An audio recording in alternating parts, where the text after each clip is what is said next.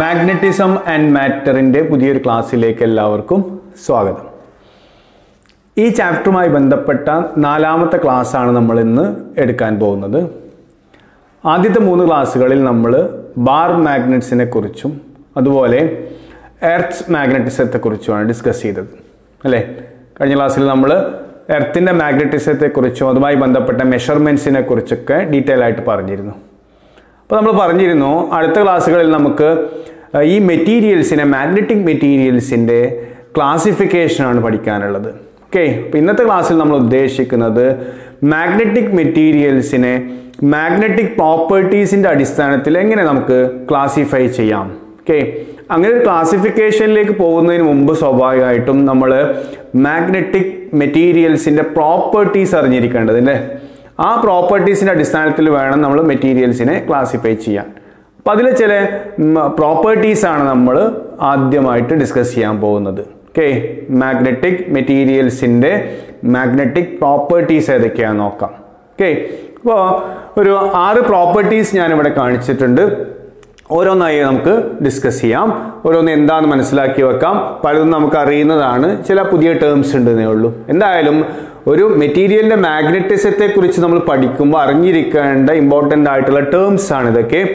First term നമുക്ക് എല്ലാവർക്കും പരിചയമുള്ള ഒരു ടേമാണ് മാഗ്നറ്റിക് ഫീൽഡ്. അതൊരു പുതിയ പ്രോപ്പർട്ടി ആയിട്ട് എടുക്കൊന്നും വേണ്ട, നമുക്ക് ഇതിൻ്റെ കൂട്ടത്തിൽ അതും കൂടി ഒന്ന് ഓർത്ത് വെക്കുക എന്നുള്ളത് കൊണ്ട് നമ്മൾ ഒന്ന് എഴുതിയെന്നുള്ളൂ. മാഗ്നറ്റിക് ഫീൽഡ് നമുക്ക് എല്ലാവർക്കും അറിയാം, ഒരു റീജിയണിൽ മാഗ്നറ്റിക് ഫോഴ്സ് എക്സ്പീരിയൻസ് ചെയ്യുന്നുണ്ടെങ്കിൽ ആ റീജിയണിൽ എന്തുണ്ട് നമുക്ക് പറയാം, മാഗ്നറ്റിക് ഫീൽഡ് ഉണ്ടെന്ന് പറയാം. അതിനെ നമ്മൾ മാഗ്നറ്റിക് ഫ്ലക്സ് ഡെൻസിറ്റി എന്ന് പറയാറുണ്ട്. ആ ടേമിലാണ് ഞാൻ ഇവിടെ എഴുതിയിട്ടുള്ളത്. മാഗ്നറ്റിക് ഫ്ലക്സ് ഡെൻസിറ്റി എന്ന് പറഞ്ഞാൽ യൂണിറ്റ് ഏരിയയിലൂടെ കടന്നു പോകുന്ന മാഗ്നറ്റിക് ഫ്ലക്സിന്റെ എമൗണ്ടിനെയാണ് നമ്മൾ ഇന്റൻസിറ്റി ഓഫ് മാഗ്നറ്റിക് ഫീൽഡ് ആയിട്ട് എടുക്കാറുള്ളത്. ഓക്കെ, അപ്പോൾ ആ തരത്തിൽ നമ്മൾ മാഗ്നറ്റിക് ഫീൽഡിന്റെ ഇന്റൻസിറ്റി എങ്ങനെ പറയാം, magnetic flux per unit area എന്ന രീതിയിൽ നമുക്ക് എന്ത് ചെയ്യാം, മാഗ്നറ്റിക് ഫീൽഡിനെ എക്സ്പ്രസ് ചെയ്യാം. ഒന്നാമത്തെ ടേം അതാണ് magnetic field. That means magnetic flux density or magnetic flux passing normally through a unit area is called magnetic field, intensity of magnetic field. Okay, then second term നോക്കൂ. second term എന്താണ്, magnetizing field ആണ്. Okay, പുതിയൊരു term ആണ് അത്, magnetizing field. ഇപ്പോൾ ഒരു specimen, okay, ഒരു material നമ്മളൊരു മാഗ്നറ്റിക് ഫീൽഡിൽ വെക്കായിട്ട് നമ്മൾ സങ്കല്പിക്കുക. ഓക്കെ, ഇപ്പോൾ ഒരു സോളിനോയിഡിലൂടെ കറണ്ട് കടത്തി വിട്ടാൽ ആ സോളിനോയിഡിനുള്ളിൽ ഫീൽഡ് ഉണ്ടാവും നമ്മൾ പഠിച്ചിട്ടുണ്ട് അല്ലേ. ഫീൽഡിൻ്റെ ഇക്വേഷൻ നമ്മൾ ഡിറൈവ് ചെയ്തിട്ടുണ്ടായിരുന്നു, B = μ0 Ni.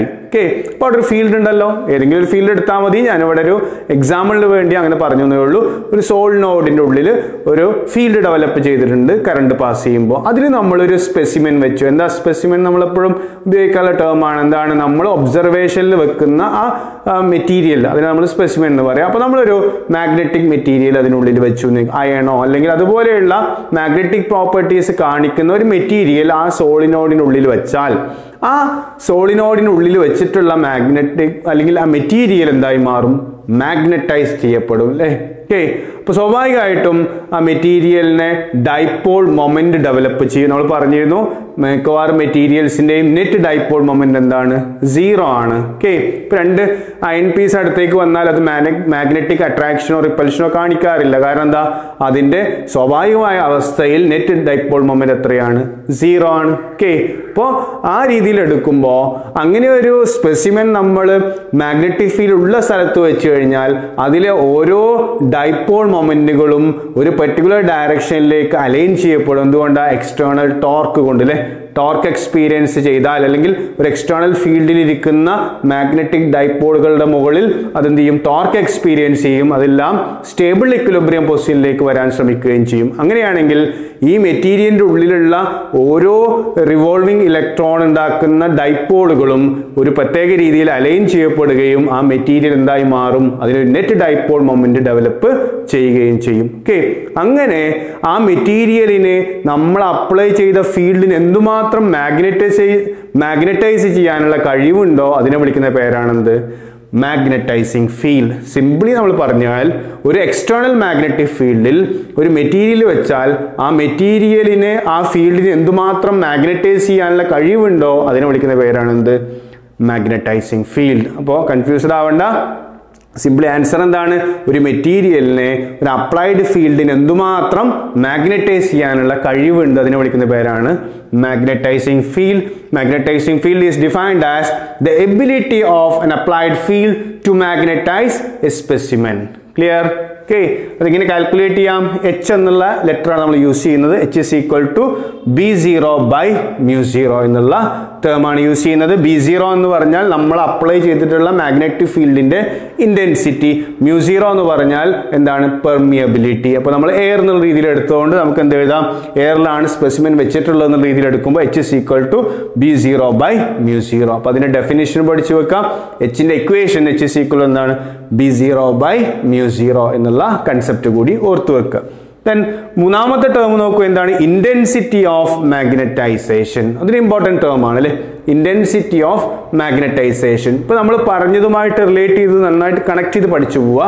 നമ്മുടെ ഒരു എക്സ്റ്റേണൽ ഫീൽഡ് അപ്ലൈ ചെയ്ത് കഴിഞ്ഞാൽ ആ ഫീൽഡിൽ ഇരിക്കുന്ന സ്പെസിമിൻ എന്തായി മാറുന്നു എന്ന് പറഞ്ഞു. എല്ലാ സ്പെസിമിനും ആയി മാറിക്കൊള്ളുന്നില്ല. ചില സ്പെസിമിനൊക്കെ എന്തായി മാറും? മാഗ്നറ്റിക് പ്രോപ്പർട്ടി കാണിക്കും. ഓക്കെ, അല്ലെങ്കിൽ അത് മാഗ്നറ്റൈസ് ചെയ്യപ്പെടും. അങ്ങനെ മാഗ്നറ്റൈസ് ചെയ്യപ്പെടുമ്പോൾ അതിന് എത്രമാത്രം മാഗ്നറ്റൈസേഷൻ നടക്കുന്നുണ്ട് എന്നുള്ളതാണ് എന്ത്? Intensity of magnetisation. അതെങ്ങനെ കണക്കാക്കാം?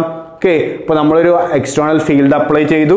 അപ്പോൾ അതിലൊരു ഡൈപോൾ മൊമെന്റ് ഡെവലപ്പ് ചെയ്തു. ഓക്കെ, നമ്മൾ മാഗ്നറ്റിക് ഡൈപോൾ മൊമെന്റിനെ എന്ത് വെച്ചാൽ റെപ്രസെന്റ് ചെയ്യാറ്?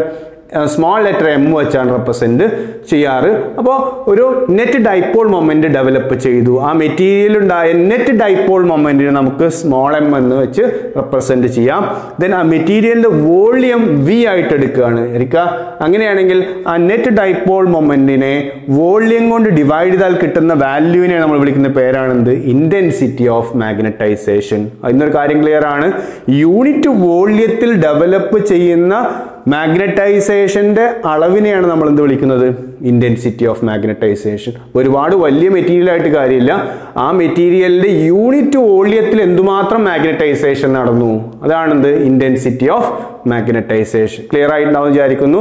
ഒരു അപ്ലൈഡ് ഫീൽഡിന് ആ മെറ്റീരിയലിനെ മാഗ്നറ്റൈസ് ചെയ്യാനുള്ള കഴിവിനെ വിളിച്ച പേരാണെന്ത്? Magnetizing field. അങ്ങനെ നമ്മൾ ഫീൽഡ് അപ്ലൈ ചെയ്താൽ ആ മെറ്റീരിയൽ മാഗ്നറ്റൈസ് ചെയ്യപ്പെട്ടാൽ അതിലെ യൂണിറ്റ് വോള്യത്തിൽ എത്ര ഡൈപോൾ മൊമെന്റ് ഡെവലപ്പ് ചെയ്തു. കാരണം ഡൈപോൾ മൊമെന്റ് ഡെവലപ്പ് ചെയ്യുമ്പോഴാണ് നമ്മൾ മാഗ്നറ്റൈസ് ചെയ്തു എന്ന് പറയാം അല്ലേ? ഓക്കെ, അപ്പോൾ യൂണിറ്റ് വോള്യത്തിൽ എന്തുമാത്രം ഡൈപോൾ മൊമെന്റ് ഡെവലപ്പ് ചെയ്തോ അതിനെ വിളിക്കുന്ന പേരാണ് എന്ത്? Intensity of magnetisation. ഓക്കെ, അപ്പോൾ അത് മാഗ്നറ്റൈസ് ചെയ്യാനുള്ള കഴിവാണ്, അല്ലെങ്കിൽ എന്താണ്? അതിലെന്തുമാത്രം മാഗ്നറ്റൈസേഷൻ നടന്നു എന്നുള്ളതാണ് എന്ത്? Intensity of magnetization. എന്ത്? Next term permeability. നമ്മൾ നേരത്തെ പഠിച്ചൊരു ടേമാണ്. അത് നമ്മൾ ഈ ടേമുമായിട്ട് റിലേറ്റ് ചെയ്തുള്ള ഇക്വേഷൻ എഴുതാമെന്ന് മാത്രമേ ഉള്ളൂ. Permeability. Okay, permeability μ equal to B/H എന്നുള്ള രീതിയിൽ നമുക്ക് റിലേറ്റ് ചെയ്യാം അല്ലേ? ഈ ഇക്വേഷൻ ഉപയോഗിച്ച് നമുക്ക് ഇങ്ങോട്ട് മാറ്റുകയാണെങ്കിൽ μ ഈക്വൽ ടു എന്താണ്? B/H. അപ്പോൾ ഒരു മെറ്റീരിയലിൽ നമ്മൾ മാഗ്നറ്റൈസ് ചെയ്യാൻ ശ്രമിക്കുമ്പോൾ നമ്മൾ അപ്ലൈ ചെയ്തിട്ടുള്ള മാഗ്നറ്റിക് ഫീൽഡ് ബിയും ഓക്കെ അവിടുത്തെ മാഗ്നറ്റൈസിങ് അല്ലെങ്കിൽ മാഗ്നറ്റൈസിങ് ഫീൽഡിന്റെ വാല്യൂ എച്ചുമാണെങ്കിൽ അവ തമ്മിലുള്ള റേഷ്യോയെ നമ്മൾ എന്തായിട്ട് എടുക്കാൻ പറ്റും? ആ മീഡിയത്തിന്റെ പെർമിയബിലിറ്റി ആയിട്ട് എടുക്കാൻ പറ്റും. അപ്പോൾ the ratio of the intensity of applied field to the magnetizing field is called the permeability of the medium. Okay, ആ ഏത് മീഡിയത്തിലാണോ ആ സ്പെസിമെൻ വെച്ചിട്ടുള്ളത് അതിന്റെ എന്ത് കാണാം? പെർമിയബിലിറ്റി കാൽക്കുലേറ്റ് ചെയ്യാം. എങ്ങനെ? നമ്മൾ അപ്ലൈ ചെയ്ത ഫീൽഡിനെ അവിടെയുള്ള എന്ത് ചെയ്യാം? ഇന്റൻസിറ്റി ഓഫ് അവിടെയുള്ള മാഗ്നറ്റൈസിങ് ഫീൽഡ് കൊണ്ട് എന്ത് ചെയ്യാൻ മതി? ഡിവൈഡ് ചെയ്ത് കഴിഞ്ഞാൽ നമുക്ക് ആ മെറ്റീരിയലിന്റെ അല്ലെങ്കിൽ നമുക്ക് ആ മീഡിയത്തിന് എന്ത് കാൽക്കുലേറ്റ് ചെയ്യാം? പെർമിയബിലിറ്റി കാൽക്കുലേറ്റ് ചെയ്യാൻ സാധിക്കും. ദെൻ നെക്സ്റ്റ് ടേം പുതിയൊരു ടേമാണിത് മാഗ്നറ്റിക് സസെപ്റ്റിബിലിറ്റി. അല്ലേ, നമ്മൾ ഇലക്ട്രോസ്റ്റാറ്റിക്സിൽ ഒരു ഭാഗത്ത് നമ്മൾ എന്ത് പഠിച്ചിരുന്നു? ഡൈഇലക്ട്രിക്സ് എന്നുള്ള ടോപ്പിക്ക് പഠിച്ചപ്പോൾ ഇലക്ട്രിക് സസെപ്റ്റിബിലിറ്റിയെ കുറിച്ച് ഡിസ്കസ് ചെയ്തിരുന്നു. അതുപോലെ ഇവിടെ വരുന്ന ഒരു ടേം ആണെന്ത്? Magnetic susceptibility. ഓക്കെ, കൈ എന്നുള്ള ലെറ്റർ വെച്ചാണ് റെപ്രസെന്റ് ചെയ്യുന്നത്. എന്താണ് മാഗ്നറ്റിക് സസെപ്റ്റിബിലിറ്റി? ഒരു മെറ്റീരിയലിന് നമ്മൾ ഫീൽഡ് അപ്ലൈ ചെയ്തു. അങ്ങനെ ഫീൽഡ് അപ്ലൈ ചെയ്തപ്പോൾ ആ മെറ്റീരിയലിനെ ആ ഫീൽഡിന് എന്തുമാത്രം മാഗ്നറ്റൈസ് ചെയ്യാനുള്ള കഴിവുണ്ട് അതിന് നമ്മൾ എന്താ പറയുക? എച്ച് എന്നാ പറയുക അല്ലേ? അങ്ങനെ മാഗ്നറ്റൈസ് ചെയ്യുമ്പോൾ അതിൽ ഓരോ യൂണിറ്റ് വോള്യത്തിലും എന്തുമാത്രം മാഗ്നറ്റൈസേഷൻ നടന്നു എന്നുള്ളതാണ് എന്ത്? M. then the ratio m by h is called the susceptibility of that material. Okay, ആ മെറ്റീരിയലിന് മാഗ്നറ്റൈസ് ചെയ്യപ്പെടാനുള്ള കഴിവിനെ വിളിക്കുന്ന പേരാണ് ആക്ച്വലി എന്ത്? Magnetic susceptibility. ഓക്കെ, അപ്പോൾ നമ്മൾ അപ്ലൈ ചെയ്ത മാഗ്നറ്റൈസിങ് ഫീൽഡ് എച്ചും അതുവഴി അതിൽ കൂടുതൽ മാഗ്നറ്റൈസേഷൻ നടന്നുവെങ്കിൽ ആ മെറ്റീരിയലിന് മാഗ്നറ്റൈസിങ് പവർ കൂടുതലാണെന്ന് അർത്ഥം. ഓക്കെ, നമ്മൾ ഒരുപാട് സ്ട്രോങ് മാഗ്നറ്റൈസിങ് ഫീൽഡ് അവിടെ അപ്ലൈ ചെയ്തിട്ടും വളരെ കുറഞ്ഞ രീതിയിൽ സ്പെസിമെൻ മാഗ്നറ്റൈസ് ചെയ്യപ്പെട്ടുള്ളെങ്കിൽ എന്താ മനസ്സിലാക്കേണ്ടത്? ആ മെറ്റീരിയലിന് എന്ത് കുറവാണ്? മാഗ്നറ്റൈസിങ് കപ്പാസിറ്റി കുറവാണ്. അപ്പോൾ ഒരു മെറ്റീരിയലിന് എന്തുമാത്രം മാഗ്നറ്റിക് ആണ് എന്നുള്ളത് എക്സ്പ്രസ് ചെയ്യുന്ന ഒരു ടേം ആണ് എന്ത്? Magnetic susceptibility. ഒരു മെറ്റീരിയലിന് സസെപ്റ്റിബിലിറ്റി കൂടുതലാണെന്ന് പറഞ്ഞു കഴിഞ്ഞാൽ ചെറിയൊരു ഫീൽഡ് അപ്ലൈ ചെയ്താൽ തന്നെ ആ മെറ്റീരിയൽ എന്തായി മാറും? മോർ മാഗ്നറ്റിക് ആയിട്ട് മാറും. ക്ലിയർ? ദെൻ വലിയൊരു ഫീൽഡ് അപ്ലൈ ചെയ്തിട്ടും ആ മെറ്റീരിയൽ മാഗ്നറ്റിക് ആയിട്ട് മാറുന്നില്ലെങ്കിൽ നമുക്ക് അതിനെന്ത് കുറവാന്ന് പറയാം? മാഗ്നറ്റിക് പ്രോപ്പർട്ടി കുറവാണെന്ന് പറയാം, അല്ലെങ്കിൽ മാഗ്നറ്റിക് സസെപ്റ്റിബിലിറ്റി കുറവാണെന്ന് പറയാം. ഒരു മെറ്റീരിയലിന് മാഗ്നറ്റിക് സസെപ്റ്റിബിലിറ്റി 0 എന്ന് പറഞ്ഞാൽ എന്താ അർത്ഥം? നമ്മൾ എത്ര ഫീൽഡ് അപ്ലൈ ചെയ്തിട്ടും കാര്യമില്ല, അതെന്തായി മാറില്ല? മാഗ്നറ്റിക് ആയിട്ട് മാറില്ല. അപ്പോൾ ക്ലിയർ ആയല്ലോ? ഓക്കെ, അപ്പോൾ ഒരു ഗിവൺ മാഗ്നറ്റൈസിങ് ഫീൽഡ് അപ്ലൈ ചെയ്താൽ ആ മെറ്റീരിയൽ എന്തുമാത്രം, അല്ലെങ്കിൽ ഒരു യൂണിറ്റ് മാഗ്നറ്റൈസിങ് ഫീൽഡ് അപ്ലൈ ചെയ്താൽ ആ മെറ്റീരിയൽ എന്തുമാത്രം മാഗ്നറ്റിക് ആയിട്ട് മാറുന്നു എന്ന് പറയുന്ന ക്വാണ്ടിറ്റിയെ നമ്മൾ വിളിക്കുന്ന പേരാണെന്ത്? Magnetic susceptibility. It is the ratio of intensity of magnetization to the magnetizing field. Clear ആയല്ലോ? ഓക്കെ, അപ്പോൾ ആ രീതിയിൽ നമുക്ക് മാഗ്നറ്റിക് സസെപ്റ്റിബിലിറ്റി എന്താന്ന് മനസ്സിലാക്കി വെക്കാം. The last one total magnetic field എന്നുള്ള ഒരു കൺസെപ്റ്റ് ആണ്. എന്താ ടോട്ടൽ മാഗ്നറ്റിക് ഫീൽഡ് എന്ന് പറഞ്ഞാൽ? നമ്മൾ നേരത്തെ പറഞ്ഞ എക്സാമ്പിൾ എടുക്കാം. ഒരു എക്സ്റ്റേണൽ മാഗ്നറ്റിക് ഫീൽഡ്, അതിലൊരു സ്പെസിമെൻ വെച്ചു. അപ്പോൾ ആൾറെഡി ഒരു എക്സ്റ്റേണൽ മാഗ്നറ്റിക് ഫീൽഡ് അവിടെ ഉണ്ട്. അതിന് ഞാൻ B0 എന്ന് കൊടുത്തു. നമ്മൾ അപ്ലൈ ചെയ്ത ഫീൽഡിന് B0 എന്ന് കൊടുത്തു. അതിലിരിക്കുന്ന സ്പെസിമെൻ മാഗ്നറ്റൈസ് ചെയ്യപ്പെട്ടാൽ അതിനുള്ളിലൊരു മാഗ്നറ്റിക് ഫീൽഡ് ഡെവലപ്പ് ചെയ്യും. ഓക്കെ, അപ്പോൾ അവിടെ രണ്ട് മാഗ്നറ്റിക് ഫീൽഡുകൾ വന്നു. ഒന്നെന്താണ്? ഒന്ന് നമ്മൾ അപ്ലൈ ചെയ്ത ഫീൽഡും ഒന്ന് ആ സ്പെസിമെൻ്റെ ഉള്ളിലുണ്ടായ ഒരു ഫീൽഡും. അങ്ങനെയാണെങ്കിൽ ഈ ലാസ്റ്റ് ഇക്വേഷൻ ശ്രദ്ധിച്ചു നോക്കൂ. B equal to the total magnetic field inside the specimen. B equal to എന്ത് കൊടുക്കാം? B0 plus mu0 into m. Okay, ആ ഇക്വേഷൻ ഒന്ന് പഠിച്ചു വെക്കുക. B0 എന്ന് പറഞ്ഞാൽ അപ്ലൈ ചെയ്ത ഫീൽഡ് പ്ലസ് എന്നും കൂടി ആഡ് ചെയ്യണം. ആ സ്പെസിമെനിൽ ഡെവലപ്പ് ചെയ്ത ഫീൽഡ് കൂടി എന്ത് ചെയ്യണം? ആഡ് ചെയ്യണം. അപ്പോൾ സ്പെസിമെനിൽ ഡെവലപ്പ് ചെയ്ത ഫീൽഡ് കാണാനുള്ള ഇക്വേഷൻ ആണ് mu0 into m. m എന്താണ്? Intensity of magnetization. ദെൻ B0യുടെ ആൻസർ നമുക്കറിയാം. നോക്കൂ, B0 ഈക്വൽ ടു എന്താണ്? mu0 into h ആണ് അല്ലേ ഇവിടെ നിന്ന്. അപ്പോൾ അത് നമ്മൾ സബ്സ്റ്റിറ്റ്യൂട്ട് ചെയ്യുകയാണെങ്കിൽ ഇവിടെ എന്ത് വരും? B0ക്ക് പകരം mu0 into h വരും. അപ്പോൾ അവിടെ mu0 കോമൺ ആയതുകൊണ്ട് mu0 into h plus mu0 into m ന് പകരം എന്തെടുക്കാം? mu0 into h plus m. അപ്പോൾ ഒരു സ്പെസിമെനിൽ ഒരു എക്സ്റ്റേണൽ മാഗ്നറ്റിക് ഫീൽഡിൽ ഇരിക്കുന്ന ഒരു സ്പെസിമെനിൽ ഡെവലപ്പ് ചെയ്യുന്ന ടോട്ടൽ മാഗ്നറ്റിക് ഫീൽഡ് കാണാൻ പറഞ്ഞാൽ നമ്മൾ പഠിച്ചു വെക്കേണ്ട ഒരു ഇക്വേഷൻ ആണത്. B equal to mu0 into h plus m. h എന്താണ്? In the magnetizing field and m is the intensity of magnetization. Then total magnetic field in മറ്റൊരു ഇക്വേഷൻ കൂടി നമ്മൾ പഠിച്ചു വെക്കുക. B equal to mu into h. ആ രീതിയിൽ നമുക്ക് total magnetic ഫീൽഡിന് എഴുതാൻ പറയുന്നത്. മ്യൂവിന് പകരം എന്ത് എഴുതാം? mu0 into mu r into h എന്ന് എഴുതാം. നമ്മൾ എപ്പോഴും പറയാറുണ്ട് പെർമിയബിലിറ്റിയെ റിലേറ്റീവ് പെർമിയബിലിറ്റി ടേമിൽ എക്സ്പ്രസ് ചെയ്യുമ്പോൾ എന്താ പറയുക? മ്യൂവിന് പകരം എന്താവും? mu0 into mu r.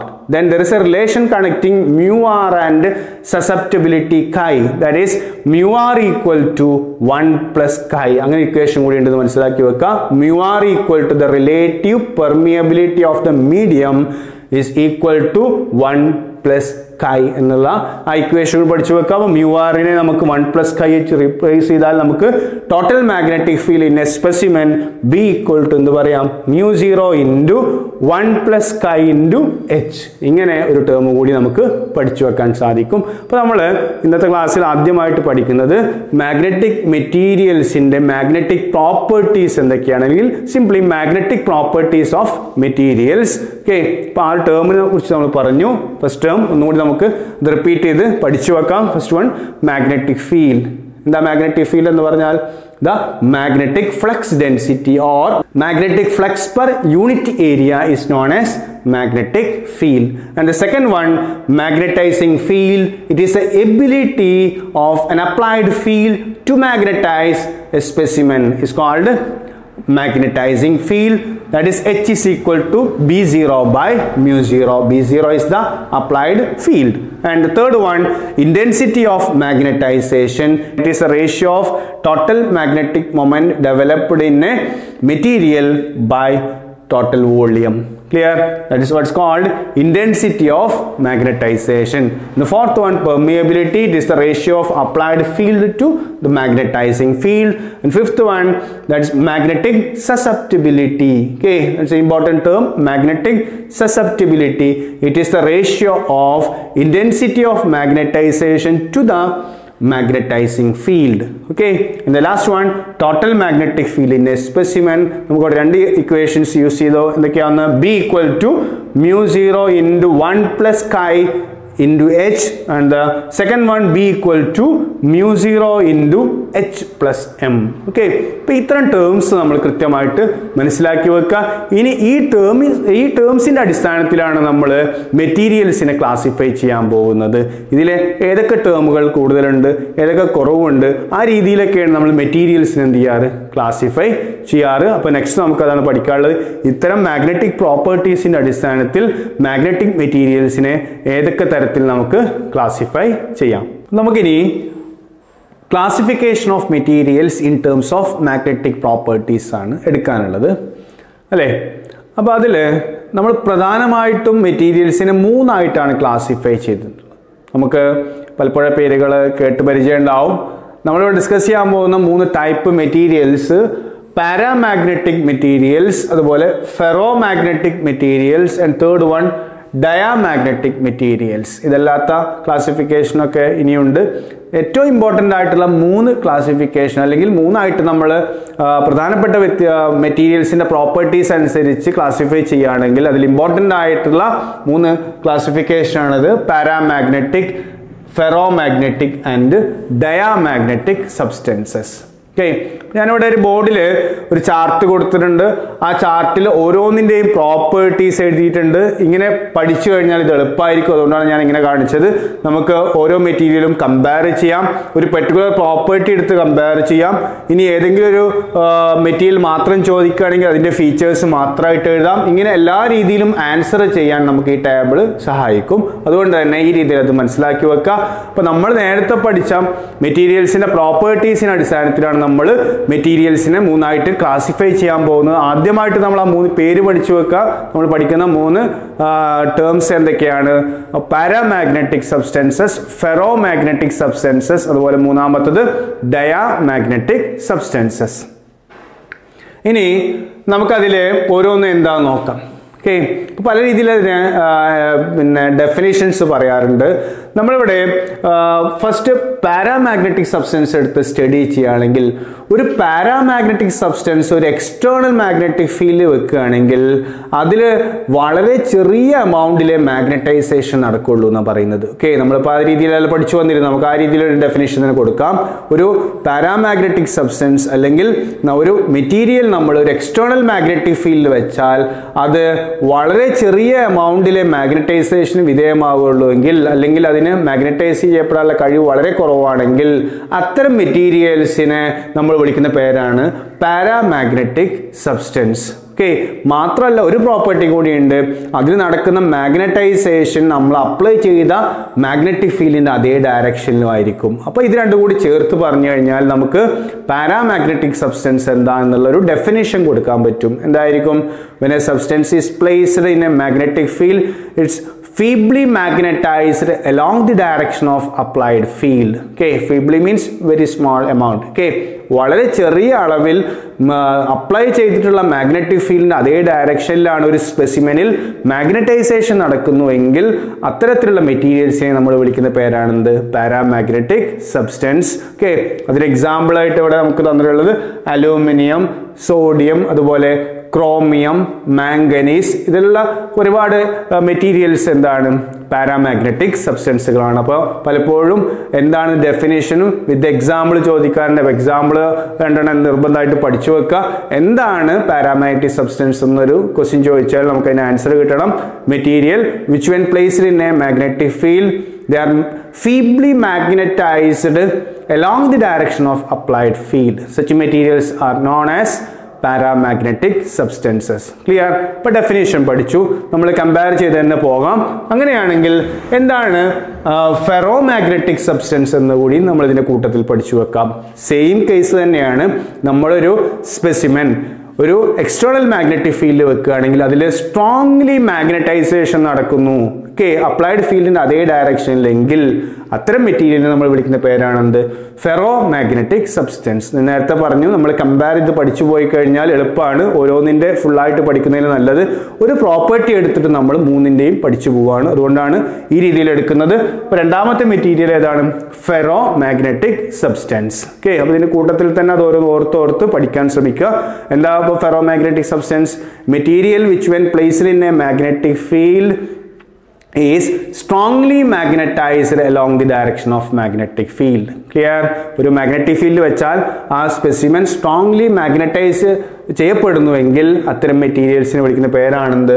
Ferromagnetic substances. Okay, then example iron, cobalt, അതുപോലെ നിക്കൽ, സ്റ്റീൽ, അങ്ങനെ ഒരുപാട് മെറ്റീരിയൽസ് ഇത്തരത്തിലുള്ള പ്രോപ്പർട്ടി കാണിക്കുന്നു. എന്തായാലും ഡെഫിനേഷൻ പഠിച്ചു വെക്കുക, അതിന്റെ എക്സാമ്പിൾ രണ്ടെണ്ണെങ്കിലും നമ്മൾ പഠിച്ചു വെക്കുക. Then third type of material is diamagnetic substance.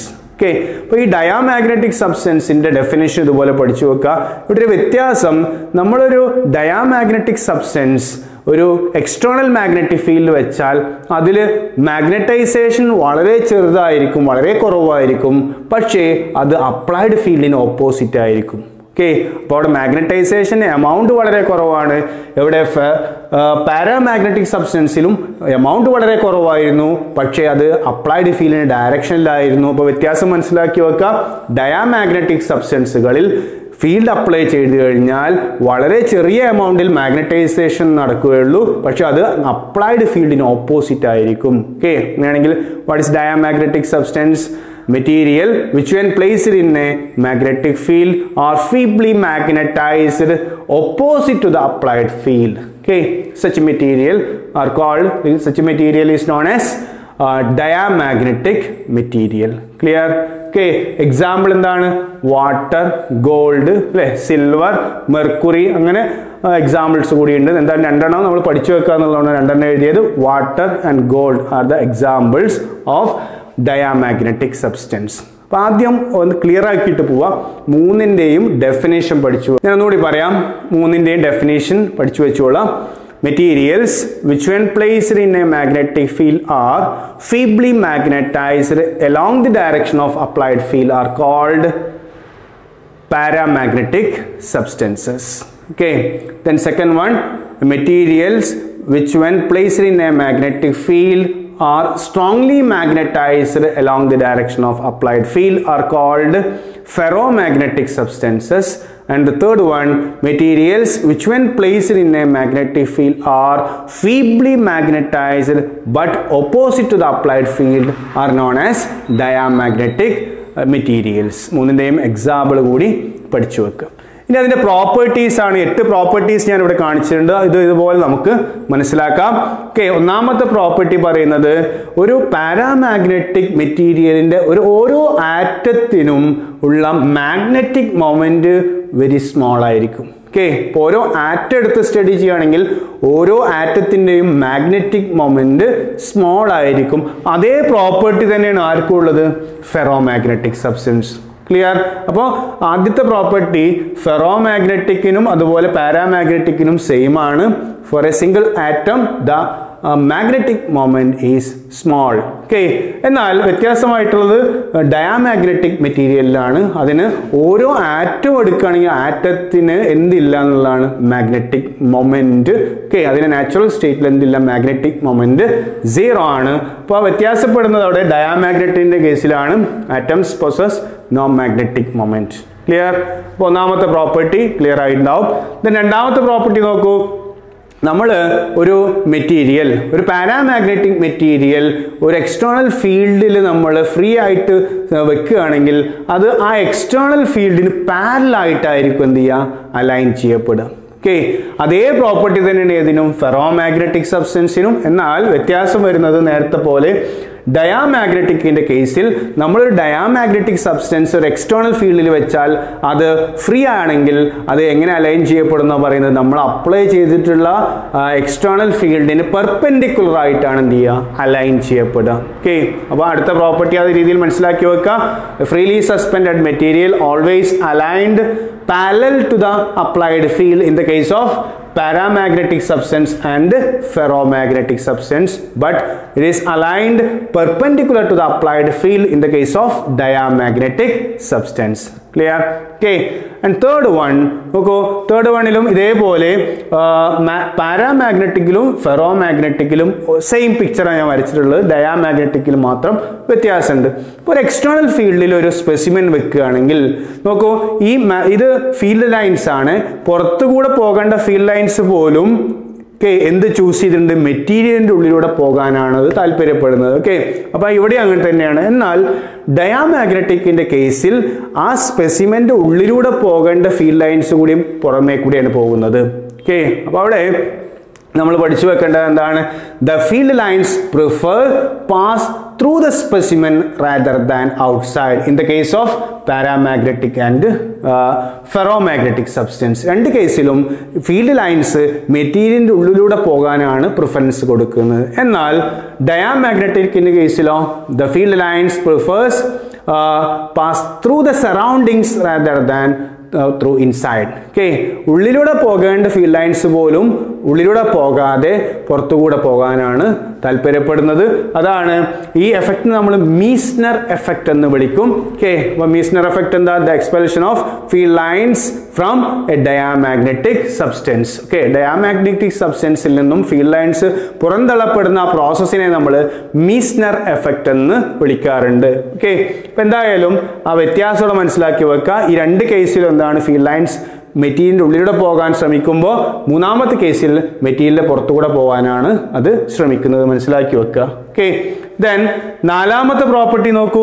നമ്മളൊരു മെറ്റീരിയൽ ഒരു നോൺ യൂണിഫോം മാഗ്നറ്റിക് ഫീൽഡ് വെച്ചു എന്ന് വിചാരിക്കുക. ഓക്കെ, എന്താ നോൺ യൂണിഫോം മാഗ്നറ്റിക് ഫീൽഡ് എന്ന് പറഞ്ഞാൽ ഫീൽഡിൻ്റെ സ്ട്രെങ്ത് എല്ലായിടത്തും എന്തല്ല, ഈക്വൽ അല്ല. ചില സ്ഥലത്ത് സ്ട്രോങ് ആയിരിക്കും, ചില സ്ഥലത്ത് വീക്ക് ആയിരിക്കും. അങ്ങനെ ഒരു നോൺ യൂണിഫോം മാഗ്നറ്റിക് ഫീൽഡിൽ ഒരു മെറ്റീരിയൽ വെച്ച് കഴിഞ്ഞാൽ അത് വീക്കർ പാർട്ടിൽ നിന്നും സ്ട്രോങ്ങർ പാർട്ടിലേക്ക് മൂവ് ചെയ്യാൻ ശ്രമിക്കും. എന്തൊക്കെയാണെങ്കിൽ ആ മെറ്റീരിയൽ പാരാമാഗ്നറ്റിക് ആണെങ്കിലും ഫെറോമാഗ്നറ്റിക് ആണെങ്കിലും. അപ്പോൾ നോക്കൂ, ഇതൊക്കെ സ്റ്റഡി ചെയ്യുമ്പോൾ മനസ്സിലാക്കേണ്ടത് ആദ്യത്തെ കുറച്ച് പ്രോപ്പർട്ടീസ് പാരാമാഗ്നറ്റിക് സബ്സ്റ്റൻസിനും ഫെറോമാഗ്നറ്റിക് സബ്സ്റ്റൻസിനും ഒരുപോലെയാണ് അല്ലേ. അപ്പോൾ അതുപോലെ ഒന്നാണ് എന്ത് നാലാമത്തതും, paramagnetic material moves from weaker part to stronger part of a non-uniform magnetic field. Okay, അപ്പോൾ അതേ പ്രോപ്പർട്ടിയാണ് ഫെറോമാഗ്നറ്റിക്കിൻ്റെ ഉള്ളത്. ഫെറോമാഗ്നറ്റിക് സബ്സ്റ്റൻസ് ഒരു നോൺ യൂണിഫോം മാഗ്നറ്റിക് ഫീൽഡ് വെച്ചാലും അതെന്ത് ചെയ്യും, വീക്കർ പാർട്ടിൽ നിന്ന് സ്ട്രോങ്ങർ പാർട്ടിലേക്ക് അത് മൂവ് ചെയ്യും. എന്നാൽ നേരെ ഓപ്പോസിറ്റ് ആണ് ഇവിടെ ഡയാമാഗ്നറ്റിക് സബ്സ്റ്റൻസിൽ വരുന്നത്. The move stronger part two weaker part. ആ ഫീൽഡിൻ്റെ സ്ട്രോങ് ആയ ഭാഗത്ത് നിന്ന് വീക്കായ ഭാഗത്തേക്കായിരിക്കും ഒരു ഡയാമാഗ്നറ്റിക് സബ്സ്റ്റൻസ് ഒരു എക്സ്റ്റേണൽ ഫീൽഡിൽ വെച്ചാൽ അത് മൂവ് ചെയ്യുക എന്നുള്ളത് കൂടി മനസ്സിലാക്കി വെക്കുക. ദെൻ അഞ്ചാമത്തെ പ്രോപ്പർട്ടി എന്ന് പറയുന്നത് അതിൻ്റെ റിലേറ്റീവ് പെർമിയബിലിറ്റിയെ കുറിച്ചാണ്. അപ്പോൾ അവിടെ സിംപ്ലി അത് കമ്പാരിസൺ പഠിച്ചു വെച്ചാൽ മതി. The relative permeability is greater than 1 in the case of paramagnetic material. നമ്മൾ പഠിച്ചിട്ടുണ്ട് റിലേറ്റീവ് പെർമിയബിലിറ്റി മിക്ക മെറ്റീരിയൽസിന് 1 or greater than 1 ആയിരിക്കും. എയറിനാണ് നമ്മൾ 1 പറയാറ്. ഓക്കെ, എന്തായാലും അപ്പം പാരാമാഗ്നറ്റിക് സബ്സ്റ്റൻസുകൾ നമ്മൾ മാഗ്നറ്റിക് പ്രോപ്പർട്ടീസ് പഠിക്കുമ്പോൾ ഒരു ഇമ്പോർട്ടൻറ്റ് പ്രോപ്പർട്ടിയാണത് റിലേറ്റീവ് പെർമിയബിലിറ്റി. അതുകൊണ്ട് തന്നെ അത് ഗ്രേറ്റർ ദാൻ 1 ആണെന്ന് മനസ്സിലാക്കി വെക്കുക. ദെൻ ഫെറോമാഗ്നറ്റിക് സബ്സ്റ്റൻസിലും അത് ഗ്രേറ്റർ ദാൻ 1 തന്നെയാണ്. പക്ഷേ അത് എന്തിനേക്കാൾ സ്ട്രോങ് ആണ്, പാരാമാഗ്നറ്റിക്കിൻ്റെ റിലേറ്റീവ് പെർമിയബിലിറ്റിയേക്കാൾ സ്ട്രോങ് ആണ്. Relative permeability of ferromagnetic substance is greater than that of paramagnetic substance. ആ രീതിയിൽ അത് പഠിച്ചു വെക്കുക. ദെൻ ആറാമത്തെ പ്രോപ്പർട്ടി, നോക്കൂ, ഡയാമാഗ്നറ്റിക് സബ്സ്റ്റൻസിൽ μr is less than 1. Clear? അതൊരു ഇമ്പോർട്ടൻറ്റ് പ്രോപ്പർട്ടി ആണ്. ഒരു ഡയാമാഗ്നറ്റിക് സബ്സ്റ്റൻസിനെ സംബന്ധിച്ചിടത്തോളം അതിൻ്റെ റിലേറ്റീവ് പെർമിയബിലിറ്റി എന്തിൽ കുറവാണ്? 1ൽ കുറവാണ് എന്ന് മനസ്സിലാക്കി വെക്കുക. ഓക്കെ, ആറാമത്തെ പ്രോപ്പർട്ടി നോക്കൂ, നമ്മൾ ഒരു മെറ്റീരിയലിൻ്റെ മാഗ്നറ്റിക് പ്രോപ്പർട്ടി നമ്മൾ മെയിൻ ആയിട്ട് പറയുന്നത് സസെപ്റ്റിബിലിറ്റി ആണ് അല്ലേ. ആ സസെപ്റ്റിബിലിറ്റി പോസിറ്റീവ് ആൻഡ് സ്മോൾ ആണ് ഇതിൻ്റെ കേസിൽ പാരാമാഗ്നറ്റിക് സബ്സ്റ്റൻസ്. അപ്പോൾ തന്നെ നമുക്കറിയാം അത് ഫീബ്ലി മാഗ്നറ്റൈസ്ഡ് ആണ് നമ്മൾ പറഞ്ഞു. മാത്രമല്ല അപ്ലൈഡ് ഫീൽഡിൻ്റെ അതേ ഡയറക്ഷനിലും. അതാണ് ഇത് ഇൻഡിക്കേറ്റ് ചെയ്യുന്നത്. പോസിറ്റീവ് ആണ് but small. Okay, ferromagnetic substance നമ്മൾ ഡെഫിനേഷൻ പറഞ്ഞാൽ എന്താ? Strongly magnetised along the direction of applied field എന്നാണ്. ഓക്കെ, അങ്ങനെയാണെങ്കിൽ അത് എന്തുകൊണ്ടാണെന്ന് പറയാം? ഇതിന്റെ സസെപ്റ്റിബിലിറ്റി പോസിറ്റീവ് ആണ് ബട്ട് ലാർജ് ആണ് അല്ലേ. നന്നായിട്ട് അത് മാഗ്നറ്റൈസ് ചെയ്യപ്പെടും. പോസിറ്റീവ് എന്ന് പറഞ്ഞാൽ അപ്ലൈഡ് ഫീൽഡിന്റെ അതേ ഡയറക്ഷനിലായിരിക്കും എന്നർത്ഥം. ഓക്കെ, അപ്പോൾ susceptibility is positive and large. But in the case of diamagnetic substance it is negative and small. Okay, clear ആണ് കൺസെപ്റ്റ്. വളരെ വീക്കായിട്ട് എന്ത് ചെയ്യുള്ളൂ? മാഗ്നറ്റൈസ് ചെയ്യപ്പെടുള്ളൂ. പക്ഷെ അത് എന്തിന് ഓപ്പോസിറ്റ് ആയിരിക്കും? അപ്ലൈഡ് ഫീൽഡിന് ഓപ്പോസിറ്റ് ആയിരിക്കും. അതാണ് സസെപ്റ്റിബിലിറ്റിയുമായി ബന്ധപ്പെട്ട് നമുക്ക് പഠിക്കാനുള്ളത്. ഓക്കെ, ദെൻ ഏഴാമത്തത് ഒരു ലോ ആണ്. നമ്മളതിനെ ക്യൂറീസ് ലോ എന്നാണ് പറയുന്നത്. ഓക്കെ, ക്യൂറീസ് ലോ പറയുന്നത് ഒരു മെറ്റീരിയലിൻ്റെ സസെപ്റ്റിബിലിറ്റിയും അതിൻ്റെ ടെമ്പറേച്ചറും തമ്മിൽ ബന്ധമുണ്ട് എന്നുള്ളതാണ്. ഒരു മെറ്റീരിയൽ ചൂടാക്കി കഴിഞ്ഞാൽ അല്ലെങ്കിൽ ഒരു മെറ്റീരിയലിൻ്റെ ടെമ്പറേച്ചർ കൂടുന്തോറും ആ മെറ്റീരിയലിൻ്റെ സസെപ്റ്റിബിലിറ്റി കുറഞ്ഞു വരുന്നു എന്നാണ് ക്യൂറീസ് ലോ പറയുന്നത്. ഓക്കെ, അപ്പോൾ ക്യൂറീസ് ലോ എന്താ? The law states that the susceptibility of a magnetic material is inversely proportional to the absolute temperature. Clear? As temperature increases, the susceptibility of the material decreases. Okay, അപ്പോൾ ആ ലോയെ നമ്മൾ വിളിക്കുന്ന പേരാണ് Curie's law എന്ന് പറയുന്നത്. അപ്പോൾ ഈ രണ്ട് മെറ്റീരിയലും പാരാമാഗ്നറ്റിക്കും അതുപോലെ ഫെറോമാഗ്നറ്റിക് മെറ്റീരിയലും ക്യൂറീസ് ലോ ഒബേ ചെയ്യുന്നുണ്ട് എന്നാ പറയുന്നത്. എന്താ അങ്ങനെ പറഞ്ഞാൽ മനസ്സിലാക്കേണ്ടത്? ഒരു പാരാമാഗ്നറ്റിക് സബ്സ്റ്റൻസോ അല്ലെങ്കിൽ ഒരു ഫെറോമാഗ്നറ്റിക് സബ്സ്റ്റൻസോ നമ്മൾ ചൂടാക്കുകയാണെങ്കിൽ അല്ലെങ്കിൽ ടെമ്പറേച്ചർ കൂട്ടുകയാണെങ്കിൽ അതിൻ്റെ മാഗ്നറ്റൈസ് ചെയ്യപ്പെടാനുള്ള കഴിവ് കുറയും എന്നർത്ഥം. അതിൻ്റെ സസെപ്റ്റിബിലിറ്റി കുറയും. അതാണ് ഞാൻ ഈ രണ്ട് ഇക്വേഷൻ രണ്ടിലാക്കി എഴുതിയെന്നുള്ളൂ. The two materials obey Curie's law. പ്രോപ്പർട്ടി എങ്ങനെയാണ് പഠിച്ചു വെക്കേണ്ടത്? Paramagnetic material obeys Curie's law. Same ferromagnetic substance also obeys Curie's law. എന്താ Curie's law എന്ന് ചോദിച്ചാൽ അതിൻ്റെ ഇക്വേഷൻ ആണ് ഞാൻ ഇവിടെ എഴുതിയിട്ടുള്ളത്. The susceptibility is inversely proportional to temperature. Then proportionality മാറ്റിയാൽ susceptibility is equal to C into mu0 by T. mu0 നമുക്കറിയാം. C is called Curie's constant. അവിടെയുള്ള പ്രൊപ്പോർഷണാലിറ്റി കോൺസ്റ്റന്റ് നമ്മൾ Curie's constant എന്ന് വിളിക്കും. ഓക്കെ, എന്നാൽ ഈ ഡയാമാഗ്നറ്റിക് സബ്സ്റ്റൻസിൽ എന്തായിരിക്കും? അത് ഒബേ ചെയ്യുന്നില്ല എന്ന് പറഞ്ഞാൽ അവിടെ ക്യൂറീസ് ലോ ഒബേ ചെയ്യപ്പെടുന്നില്ല എന്ന് പറഞ്ഞാൽ അതിന് ടെമ്പറേച്ചർ വാരി ചെയ്താലും എന്തിൽ മാറ്റം വരുന്നില്ല? സസെപ്റ്റിബിലിറ്റിയിൽ മാറ്റം വരുന്നില്ല. ക്ലിയർ? ഇപ്പോൾ ടെമ്പറേച്ചർ മാറുമ്പോൾ അല്ലെങ്കിൽ ടെമ്പറേച്ചർ കൂടുന്തോറും ആദ്യത്തെ രണ്ട് മെറ്റീരിയൽസ് ആയ പാരാമാഗ്നറ്റിക് മെറ്റീരിയൽസിൻ്റെയും ഫെറോമാഗ്നറ്റിക് മെറ്റീരിയൽസിൻ്റെയും സസെപ്റ്റിബിലിറ്റി എന്ത് ചെയ്യുന്നുണ്ട്? കുറയുന്നുണ്ട്. എന്നാൽ അവിടെ യാതൊരു മാറ്റമൊന്നും ഉണ്ടാവുന്നില്ല. എന്തിൻ്റെ കേസിൽ? ഡയാമാഗ്നറ്റിക് സബ്സ്റ്റൻസിൻ്റെ കേസിൽ. അതാണ് ഏഴാമത്തെ ഒരു വ്യത്യാസമായിട്ട് നമ്മൾ കണക്കാക്കുന്നത്. ദ ലാസ്റ്റ് വൺ, ഓക്കെ, നമ്മളൊരു ഫീൽഡ് അപ്ലൈ ചെയ്യുമ്പോഴാണ് ആ മെറ്റീരിയൽ മാഗ്നറ്റൈസ് ചെയ്യപ്പെടുന്നത് അല്ലേ. Feebly magnetised along the direction of applied field എന്നൊക്കെ നമ്മൾ പറയുന്നുണ്ട് അല്ലേ. എന്നാൽ നമ്മളൊരു ഈ അപ്ലൈ ചെയ്ത ഫീൽഡ് പിൻവലിച്ചാലോ? നമ്മൾ ഫീൽഡ് വെക്കുമ്പോൾ അത് മാഗ്നറ്റൈസ് ചെയ്യുന്നു. ആ ഫീൽഡ് എടുത്ത് ഒഴിവാക്കിയാലോ ആ മെറ്റീരിയൽ വീണ്ടും എന്ത് ചെയ്യുന്നുണ്ട്? ഡീമാഗ്നറ്റൈസ് ചെയ്യപ്പെടുന്നു. അതാണ് എട്ടാമത്തെ property. The material loses magnetism when the applied field is removed. Okay, നമ്മൾ അപ്ലൈ ചെയ്ത ഫീൽഡ് റിമൂവ് ചെയ്ത് കഴിഞ്ഞാൽ ആ മെറ്റീരിയലിന്റെ മാഗ്നറ്റിസം പഴയ പോലെ സീറോ ആയി മാറുന്ന അർത്ഥം. അതാണ് ഏതിന്റെ കേസിൽ വരുന്നത്? പാരാമാഗ്നറ്റിക് സബ്സ്റ്റൻസിന്റെ കേസിൽ നമ്മൾ അപ്ലൈ ചെയ്ത ഫീൽഡ് ഒഴിവാക്കി കഴിഞ്ഞാൽ ആ മെറ്റീരിയലിന്റെ മാഗ്നറ്റൈസേഷൻ നഷ്ടപ്പെടും. അതുതന്നെയാണ് ഡയാമാഗ്നറ്റിക്കിലും. സാധാരണ പാരയും ഫെറോ ആണ് സിമിലർ ആയി വരാറ്. ഇവിടെ അങ്ങനെയല്ല, പാരയും ഡയാമാഗ്നറ്റിക്കുമാണ് സെയിം ആയിട്ട് വരുന്നത്. എന്താണ് പറയുന്നത്? നമ്മൾ അപ്ലൈ ചെയ്ത ഫീൽഡ് പിൻവലിച്ചു കഴിഞ്ഞാൽ മെറ്റീരിയലിലെ മാഗ്നറ്റൈസേഷൻ എന്ത് ചെയ്യും? നഷ്ടപ്പെടും എന്നുള്ളതാണ് ഈ രണ്ട് പ്രോപ്പർട്ടി പറയുന്നത്. എന്നാൽ ഫെറോമാഗ്നറ്റിക്കിന്റെ കേസിൽ രണ്ട് കേസ് ഉണ്ട്. ചില തരത്തിലുള്ള ഫെറോ മാഗ്നറ്റിക് സബ്സ്റ്റൻസുകളുടെ എന്ത് ചെയ്യുന്നുണ്ട്, മാഗ്നറ്റൈസേഷൻ നഷ്ടപ്പെടുന്നുണ്ട്. എന്നാൽ ചിലതിൽ നമ്മൾ അപ്ലൈഡ് ഫീൽഡ് പിൻവലിച്ചാലും കുറച്ച് മാഗ്നറ്റിക്സ് അവിടെ ബാക്കി നിൽക്കും. ഓക്കെ, അങ്ങനെ നമ്മൾ അപ്ലൈ ചെയ്ത ഫീൽഡ് പിൻവലിച്ച് കഴിഞ്ഞാൽ ഒരു മെറ്റീരിയലിൻ്റെ അല്ലെങ്കിൽ ഒരു ഫെറോ മാഗ്നറ്റിക് മെറ്റീരിയലിൻ്റെ മാഗ്നറ്റൈസേഷൻ നഷ്ടപ്പെടുന്നുവെങ്കിൽ അത്തരം മെറ്റീരിയൽസ് നമ്മൾ വിളിക്കുന്ന പേരെന്താണ്? സോഫ്റ്റ് ഫെറോ മാഗ്നറ്റിക് സബ്സ്റ്റൻസസ് എന്നാണ്. ഇനി നമ്മൾ അപ്ലൈ ചെയ്ത ഫീൽഡ് പിൻവലിച്ചാലും കുറച്ച് മാഗ്നറ്റിക് ഫീൽഡ് അവിടെ ബാക്കിയുണ്ടെങ്കിൽ അത്തരത്തിലുള്ള ഫെറോ മാഗ്നറ്റിക് സബ്സ്റ്റൻസുകൾ നമ്മൾ സ്ട്രോങ് ഫെറോ മാഗ്നറ്റിക് സബ്സ്റ്റൻസുകൾ എന്നും വിളിക്കും. അപ്പോൾ പൊതുവേ നമ്മൾ പഠിക്കുകയാണെങ്കിൽ ജനറലി നമ്മൾ പറയുകയാണെങ്കിൽ നമ്മൾ അപ്ലൈ ചെയ്തിട്ടുള്ള ഫീൽഡ് പിൻവലിച്ചു കഴിഞ്ഞാൽ മെറ്റീരിയൽസിന് എന്ത് നഷ്ടപ്പെടും? മാഗ്നറ്റൈസേഷൻ നഷ്ടപ്പെടും. 3 കേസിലും. അതിൽ വളരെ കുറഞ്ഞ അല്ലെങ്കിൽ ചില പെർട്ടിക്കുലർ മെറ്റീരിയൽസ്, ചില പെർട്ടിക്കുലർ ഫെറോ മാഗ്നറ്റിക് മെറ്റീരിയൽസിനെ മാത്രമേ എന്ത് ചെയ്യുന്നുള്ളൂ, നമ്മൾ അപ്ലൈ ചെയ്ത ഫീൽഡ് പിൻവലിച്ചാലും അതിൽ മാഗ്നറ്റൈസേഷൻ ബാക്കി നിൽക്കുന്നത്. അത്തരം മെറ്റീരിയൽസിനെ നമ്മൾ വിളിക്കുന്ന പേരാണെന്ത്? Strong ferromagnetic substances. Clear? അപ്പോൾ ഇതാണ് പ്രധാനമായിട്ടും വരുന്ന ഈ 3 ക്ലാസിഫിക്കേഷനും അതിൻ്റെ പ്രോപ്പർട്ടീസും. നന്നായിട്ട് പഠിച്ചു വെക്കാം.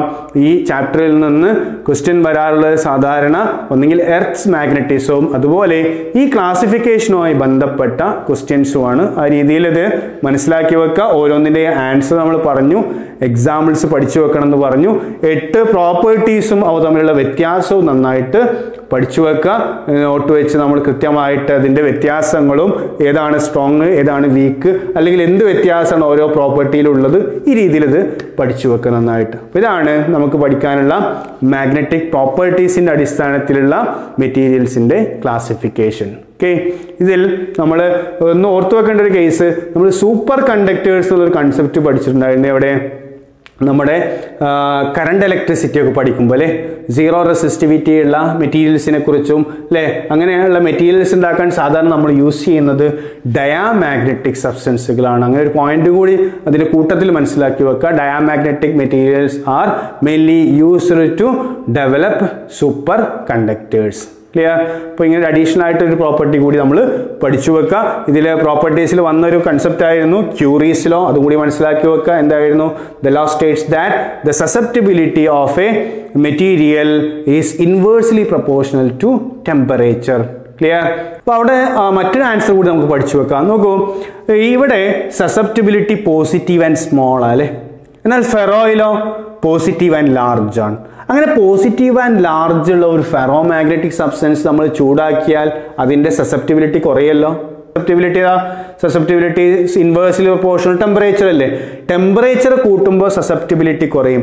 അങ്ങനെ ലാർജ് ആയിരുന്ന സസെപ്റ്റിബിലിറ്റി ഹീറ്റ് ചെയ്ത് ഒരു പെർട്ടിക്കുലർ ടെമ്പറേച്ചർ എത്തുമ്പോൾ സ്മോളായി മാറാമല്ലോ. അങ്ങനെ സ്മോളായി മാറിക്കഴിഞ്ഞാൽ എന്തിൻ്റെ പ്രോപ്പർട്ടി കാണിക്കും? പിന്നെ പാരാമാഗ്നറ്റിക്. ക്ലിയർ ആയല്ലോ? സ്ട്രോങ് സസെപ്റ്റിബിലിറ്റി ഉണ്ടായിരുന്ന ഒരു ഫെറോ മാഗ്നറ്റിക് സബ്സ്റ്റൻസിനെ നമ്മൾ ചൂടാക്കി ഒരു പെർട്ടിക്കുലർ ടെമ്പറേച്ചർ എത്തുമ്പോൾ അതിൻ്റെ സസെപ്റ്റിബിലിറ്റി കുറഞ്ഞ് അത് എന്തിൻ്റെ റേഞ്ചിലേക്ക് എത്തി എന്ന് വിചാരിക്കുക? പാരാമാഗ്നറ്റിക്കിൻ്റെ പ്രോപ്പർട്ടി ഉള്ള ഒരു സസെപ്റ്റിബിലിറ്റി ആയി മാറിക്കഴിഞ്ഞാൽ ആ പെർട്ടിക്കുലർ ടെമ്പറേച്ചർ നമ്മൾ വിളിക്കുന്ന പേരാണ് ക്രിട്ടിക്കൽ ടെമ്പറേച്ചർ. അപ്പോൾ ഈ കേസിൽ ഒരു ക്രിട്ടിക്കൽ ടെമ്പറേച്ചർ എന്നുള്ള ഒരു കൺസെപ്റ്റ് കൂടി നമ്മൾ മനസ്സിലാക്കി വെക്കുക. ക്യൂറി ടെമ്പറേച്ചർ എന്നും പറയാറുണ്ട്. എന്താണ്? The temperature at which A ferromagnetic substance becomes A paramagnetic substance. Clear ആണല്ലോ? അതെന്ത് വെച്ചാൽ നമ്മൾ എക്സ്പ്ലെയിൻ ചെയ്യുന്നത് ഈ ക്യൂറീസ് ലോ വെച്ചാണ് എന്ത് ചെയ്തത്? എക്സ്പ്ലെയിൻ ചെയ്തത്. അപ്പോൾ ഈ ക്ലാസ്സിലെ പ്രധാനപ്പെട്ട ഒരു പാർട്ടാണ് നമ്മളിപ്പോൾ എടുത്തത്, classification of materials in terms of magnetic properties. Clear? കൃത്യമായിട്ട് അത് മനസ്സിലാക്കി വെക്കുക. അതിന് വ്യത്യാസങ്ങളും അതിന് സിമിലാരിറ്റിയും ഒക്കെ നമ്മൾ മനസ്സിലാക്കി വെക്കുക. ഇനി നമുക്ക് ഈ ചാപ്റ്ററിൻ്റെ അവസാന ഭാഗത്തുള്ള ഹിസ്റ്ററിസിസ് എന്നുള്ള ഒരു കൺസെപ്റ്റാണ് ഡിസ്കസ് ചെയ്യാനുള്ളത്. ഈ ചാപ്റ്ററിലെ അവസാനത്തെ 2 ടോപ്പിക്സ് ആണ് നമുക്കിനി ഡിസ്കസ് ചെയ്യാനുള്ളത്. നമ്മൾ നേരത്തെ പറഞ്ഞ പോലെ ആദ്യമായിട്ട് നമുക്ക് മാഗ്നറ്റിക് ഹിസ്റ്ററിസിസ് എന്നുള്ള കൺസെപ്റ്റാണ് പറയാനുള്ളത്.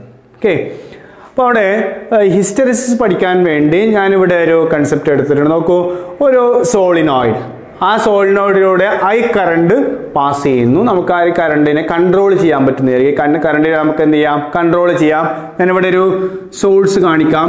ആ സോഴ്സിനെ നമുക്ക് വോൾട്ടേജ് വാരി ചെയ്യിച്ച് ഈ കറണ്ട് വാരി ചെയ്യിക്കാൻ പറ്റുമെന്ന് വിചാരിക്കുക. അതുപോലെ ഈ വോൾട്ടേജ് നമുക്ക് റിവേഴ്സ് ചെയ്യാനും സാധിക്കും, നമുക്ക് കറണ്ടിന് ഓപ്പോസിറ്റ് ആയിട്ടും സാധിക്കും. എന്ന് പറഞ്ഞാൽ നമ്മൾ ഇതിലൂടെ കറണ്ട് പാസ് ചെയ്യുമ്പോൾ ഈ സോളിനോയിഡിൽ എന്തുണ്ടാവും, മാഗ്നറ്റിക് ഫീൽഡ് ഉണ്ടാവും. ആ മാഗ്നറ്റിക് ഫീൽഡിന്റെ ഇന്റൻസിറ്റി കാണാനുള്ള ഇക്വേഷൻ നമുക്കറിയാം, എന്താണ്, B = μ0 Ni. ഓക്കെ, ഇവിടെ μ0യും Nഉം കോൺസ്റ്റന്റ് ആണ്. I വാരി ചെയ്യുമ്പോൾ B വാരി ചെയ്യും. ഓക്കെ, I അങ്ങോട്ട് പോകുമ്പോൾ ഐയുടെ മാഗ്നിറ്റ്യൂഡ് കൂട്ടുകയാണെങ്കിൽ അങ്ങോട്ടുള്ള മാഗ്നറ്റിക് ഫീൽഡിന്റെ ഇന്റൻസിറ്റി കൂടി വരും.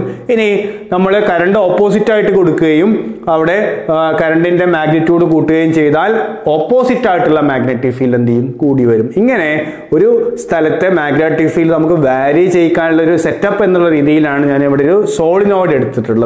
ആ സോളിനോയിഡിലുള്ള കറണ്ട് നമുക്ക് എന്ത് ചെയ്യാം, വാരി ചെയ്യിക്കാൻ സാധിക്കും എന്ന് നിങ്ങൾ വിചാരിക്കുക. ഇനി നമ്മൾ ഇവിടെ ഒരു സ്പെസിമെൻ വെച്ചിട്ടുണ്ട് അല്ലേ, ഒരു മെറ്റീരിയൽ. ആ മെറ്റീരിയൽ നമ്മൾ മാഗ്നറ്റൈസ് ചെയ്യാൻ പോവുകയാണ്. ഓക്കെ, സ്വാഭാവികമായിട്ട് നമ്മൾ നേരത്തെ പറഞ്ഞ പോലെ ഒരു സ്പെസിമെൻ ഒരു എക്സ്റ്റേണൽ മാഗ്നറ്റിക് ഫീൽഡ് വെച്ച് കഴിഞ്ഞാൽ എന്ത് ചെയ്യും, മാഗ്നറ്റൈസ് ചെയ്യപ്പെടും. ഓക്കെ, അങ്ങനെ മാഗ്നറ്റൈസ് ചെയ്യപ്പെടുമ്പോൾ നമ്മൾ എങ്ങോട്ടാണോ ഫീൽഡ് അപ്ലൈ ചെയ്തിട്ടുള്ളത് അങ്ങോട്ടാണ് എന്ത് ചെയ്യുക, മാഗ്നറ്റൈസ് ചെയ്യപ്പെടുക. ചില കൺഫ്യൂഷൻസ് വരാൻ ചാൻസ് ഉണ്ട്, അതുകൊണ്ട് ഞാൻ ഈ പറയുന്നത് കൃത്യമായിട്ട് ശ്രദ്ധിക്കുക. നമ്മൾ ഈ സോളിനോയിഡിലൂടെ കറണ്ട് കൊടുക്കുമ്പോൾ അവിടെ ഉണ്ടാകുന്ന മാഗ്നറ്റിക് ഫീൽഡിനെ ഞാൻ B0 എന്നാണ് കൊടുക്കുന്നത്. അപ്പോൾ B0 എന്താണ്, ആ സോളിനോയിഡിന്റെ ഉള്ളിൽ ഡെവലപ്പ് ചെയ്തിട്ടുള്ള മാഗ്നറ്റിക് ഫീൽഡ് ആണ്. അങ്ങനെയാണെങ്കിൽ ഒരു സോളിനോയിഡിന്റെ H എങ്ങനെ കാൽക്കുലേറ്റ് ചെയ്യാം? എന്താ H എന്ന് പറഞ്ഞാൽ മാഗ്നറ്റൈസിങ് ഫീൽഡ്. ഈ ഉള്ളിലെ സ്പെസിമെനെ എന്തുമാത്രം മാഗ്നറ്റൈസ് ചെയ്യാനുള്ള കഴിവുണ്ട്, അതിനെ നമ്മൾ എന്ത് വിളിച്ചത്, മാഗ്നറ്റിക് പ്രോപ്പർട്ടീസ് പഠിച്ചപ്പോൾ മാഗ്നറ്റൈസിങ് ഫീൽഡ് എന്ന് പഠിച്ചു അല്ലേ. ഇവിടെ മാഗ്നറ്റൈസിങ് ഫീൽഡ് എങ്ങനെ കാൽക്കുലേറ്റ് ചെയ്യാം? എന്താ H കാണുന്ന ഇക്വേഷൻ? H = നമ്മൾ നേരത്തെ പഠിച്ചു B0/μ0. അങ്ങനെയാണെങ്കിൽ ഈ ഇക്വേഷൻ നമ്മൾ μ0 കൊണ്ട് ഡിവൈഡ് ചെയ്താൽ എന്ത് പഠിക്കാം? H = Ni. ഈ ഇക്വേഷൻ കൂടി ഒന്ന് പഠിച്ചു വെക്കുക. ഒരു സോളിനോയിഡിന്റെ മാഗ്നറ്റൈസിങ് ഫീൽഡ് കാണാനുള്ള ഇക്വേഷൻ ആണ് H = എന്താണ്, N × I. അപ്പോൾ മാഗ്നറ്റൈസിങ് ഫീൽഡ് നമുക്ക് സ്ട്രോങ് ആക്കണമെങ്കിൽ എന്ത് ചെയ്താൽ നമ്പർ ഡെൻസിറ്റി കൂട്ടിയാൽ മതി, അല്ലെങ്കിലോ അതിലൂടെ പാസ് ചെയ്യുന്ന കറണ്ടിന്റെ ഇന്റൻസിറ്റി കൂട്ടിയാൽ മതി. അപ്പോൾ പുതിയൊരു ഇക്വേഷൻ കിട്ടിയാലോ, അതും കൂടി മനസ്സിലാക്കി വെക്കുക. അപ്പോൾ നമ്മൾ ഇനി B0 അങ്ങ് മറക്കാം, പകരം നമ്മൾ H ആണ് എടുക്കുന്നത്. എന്താണ് H? ആ സോളിനോയിഡിന്റെ ഉള്ളിലിരിക്കുന്ന സ്പെസിമെനെ ആ സോളിനോയിഡിന്റെ ഫീൽഡിന് എന്തുമാത്രം മാഗ്നറ്റൈസ് ചെയ്യാൻ കഴിയും, അതാണ് എന്ത്, H. അങ്ങനെ ഈ സ്പെസിമെൻ, ഓക്കെ, ഞാനിവിടെ ഷെയ്ഡ് ചെയ്ത ഈ സ്പെസിമെൻ ഉള്ളിലൊരു മാഗ്നറ്റിക് ഫീൽഡ് ഡെവലപ്പ് ചെയ്യുമല്ലോ. ആ മാഗ്നറ്റിക് ഫീൽഡ് ഞാൻ B എന്നെടുത്തോ. B അപ്ലൈഡ് ഫീൽഡ് അല്ല എന്ന രീതിയിൽ മനസ്സിലാക്കി വെക്കുക. B0 ആയിരുന്നു അപ്ലൈഡ് ഫീൽഡ്. ആ B0ക്ക് ഉള്ളിലുള്ള സ്പെസിമെനെ മാഗ്നറ്റൈസ് ചെയ്യാനുള്ള കഴിവിനെ നമ്മൾ എന്തെടുത്തു, H എന്നെടുത്തു. ആ H കൊണ്ട് ആ സ്പെസിമെന്റെ ഉള്ളിൽ ഡെവലപ്പ് ചെയ്ത മാഗ്നറ്റിക് ഫീൽഡ് നമ്മൾ എന്തെടുത്തു, B. ക്ലിയർ ആയിട്ടുണ്ടാവും വിചാരിക്കുന്നു.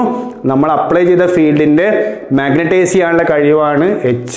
അതുവഴി അതിൻ്റെ ഉള്ളിലിരിക്കുന്ന ആ മെറ്റീരിയലിന്റെ ഉള്ളിൽ ഡെവലപ്പ് ചെയ്ത മാഗ്നറ്റിക് ഫീൽഡാണ് B എങ്കിൽ നോക്കൂ. ഇനി നമ്മൾ ഒരു പെർട്ടിക്കുലർ H അപ്ലൈ ചെയ്തപ്പോൾ B ഉണ്ടാവില്ലേ, നമ്മൾ H ഇൻക്രീസ് ചെയ്യിക്കാം. എങ്ങനെ? I കൂട്ടിക്കഴിഞ്ഞാൽ H കൂടുമല്ലോ, കറണ്ട് കൂട്ടിക്കൊണ്ടുവരുന്നതനുസരിച്ച് H കൂടി വരും. H കൂടി വരുന്നതനുസരിച്ച് എന്ത് ചെയ്യും, B കൂടി വരും. ഇത് നമ്മളൊരു ഗ്രാഫായിട്ട് സൂചിപ്പിക്കുകയാണെങ്കിൽ നോക്കൂ, ഞാനൊരു XY ഗ്രാഫ് എടുക്കാം. X ആക്സിൽ ഞാൻ എടുക്കുന്നത് H ആണ്, കാരണം നമ്മളതാണ് വാരി ചെയ്യിക്കുന്നത്. അതിനനുസരിച്ച് വാരി ചെയ്യുന്നത് ആ സ്പെസിമെൻ്റെ ഉള്ളിലെ മാഗ്നറ്റിക് ഫീൽഡാണ് അല്ലേ. ഓക്കെ, നമ്മൾ ആദ്യത്തെ മാഗ്നറ്റിക് ഫീൽഡ് വിട്ടു. ആ B0 കൂട്ടുമ്പോഴാണ് H കൂടുക, അത് നമ്മൾ എടുക്കുന്നില്ല. എന്തായാലും H കൂട്ടുമ്പോൾ ഉള്ളിലെ മെറ്റീരിയലിൻ്റെ ഉള്ളിൽ എന്ത് കൂടും, മാഗ്നറ്റിക് ഫീൽഡ് കൂടും. അങ്ങനെയാണെങ്കിൽ H കൂട്ടുന്നതനുസരിച്ച് ഇതാ B ഇങ്ങനെ കൂടി വരുന്നുണ്ട്. നമ്മൾ എക്സ്പെരിമെന്റ് ചെയ്തു നോക്കുമ്പോൾ നമുക്ക് ഇങ്ങനെ ഒരു കൺസെപ്റ്റാണ് കിട്ടുക. As H increases B increases. What is B?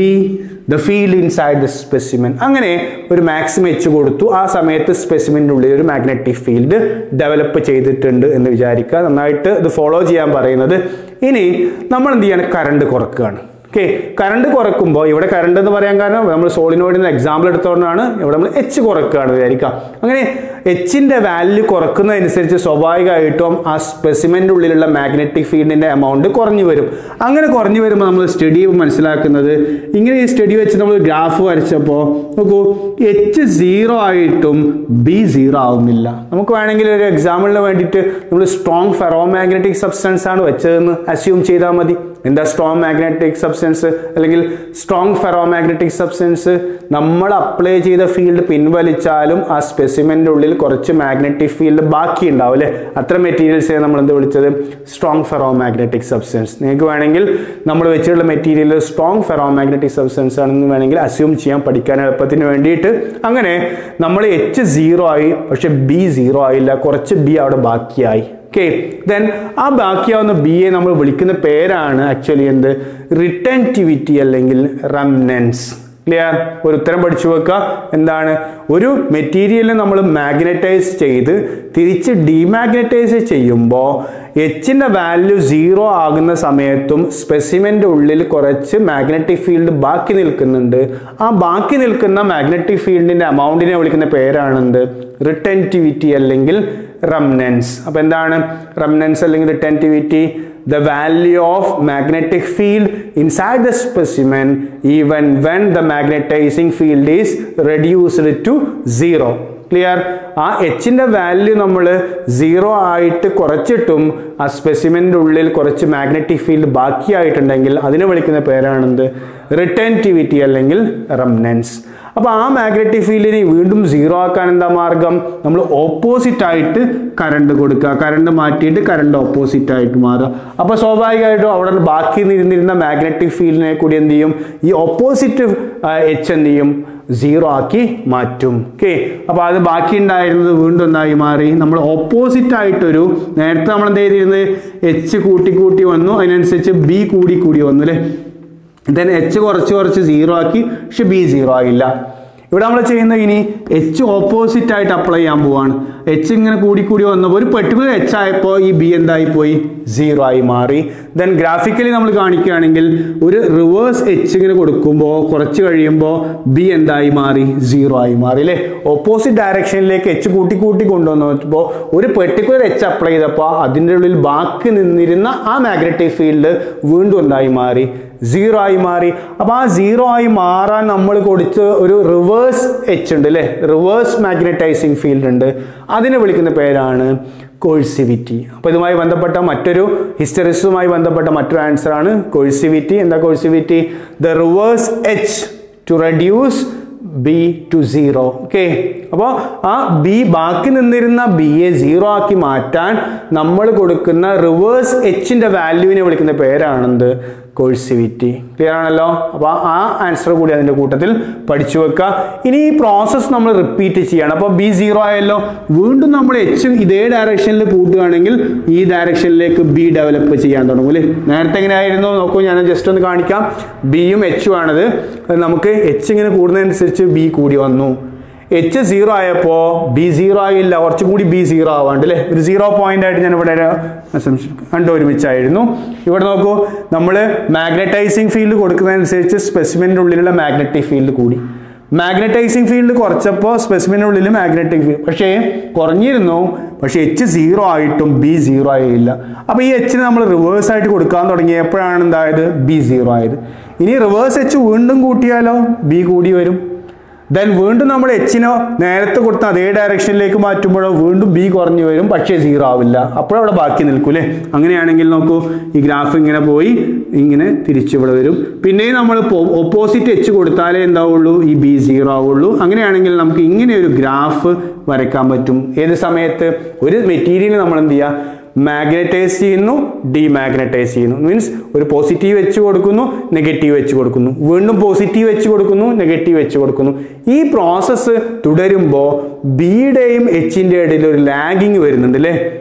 Okay, ഇങ്ങനെ മനസ്സിലാക്കേണ്ടത് H മാക്സിമം ആയപ്പോൾ B അതിൻ്റെ മാക്സിമം ആയി. പക്ഷേ H 0 ആയപ്പോൾ B തിരിച്ച് 0 ആയില്ല. ക്ലിയർ? അവിടെ ലാഗിങ് വന്നല്ലോ. ഇത്തരത്തിലുള്ള ഒരു ലാഗിങ്ങിനെ നമ്മൾ വിളിക്കുന്ന പേരാണ് ആക്ച്വലി എന്ത്? Magnetic hysteresis. അപ്പോൾ ഹിസ്റ്ററിസിസ് ഒരു ഇമ്പോർട്ടൻറ്റ് ക്വസ്റ്റ്യൻ ആണ്. അപ്പം ഹിസ്റ്ററിസിനെ നമുക്ക് എങ്ങനെ ഡിഫൈൻ ചെയ്യാം? The lagging of magnetic field inside the specimen behind the magnetizing field, and this phenomenon is called magnetic hysteresis at the time of magnetization and demagnetization. Clear? അപ്പോൾ answer നന്നായിട്ട് പഠിച്ചു വെക്കുക. At the time of magnetization and demagnetization, the lagging of magnetic field inside the specimen behind the magnetizing field is called hysteresis. Clear? ആ hysteresis study ചെയ്യുമ്പോൾ നമുക്ക് കിട്ടുന്ന ഈ ഗ്രാഫിനെ വിളിക്കുന്ന പേരാണ് ആക്ച്വലി എന്ത്? hysteresis loop. അല്ലേ? The graph representing the variation of field inside the specimen with respect to the applied magnetizing field. Okay, and that is what's called hysteresis loop. Clear? Then retentivity നമ്മൾ പറഞ്ഞു, the value of magnetic field in the specimen even when H is reduced to 0. And second one is coercivity. And the coercivity, the reverse H to demagnetize the specimen. ഉള്ളിലുണ്ടായിരുന്ന B 0 ആക്കാൻ നമ്മൾ കൊടുക്കുന്ന reverse H ന്റെ value ആണ് എന്ത്? coercivity. Clear? അപ്പോൾ ഇതാണ് hysteresis എന്നുള്ള concept. അപ്പോൾ ഈ 4 പോയിന്റ് ആണ് പഠിച്ചു വെക്കേണ്ടത്. What is hysteresis, what is mean by hysteresis loop. Hysteresis ലൂപ്പിന്റെ പിക്ചർ വരയ്ക്കാൻ ചോദിക്കാം, അല്ലെങ്കിൽ ഇതിലെ ചില ഭാഗങ്ങൾ അടയാളപ്പെടുത്താൻ ചോദിക്കാം. നോക്കൂ, ഇതിലൊരു കൺസെപ്റ്റ് ഇതിലാണ്. അപ്പോൾ നമുക്ക് പി ക്യൂ 2 പോയിന്റ് തന്നിട്ടുണ്ട്.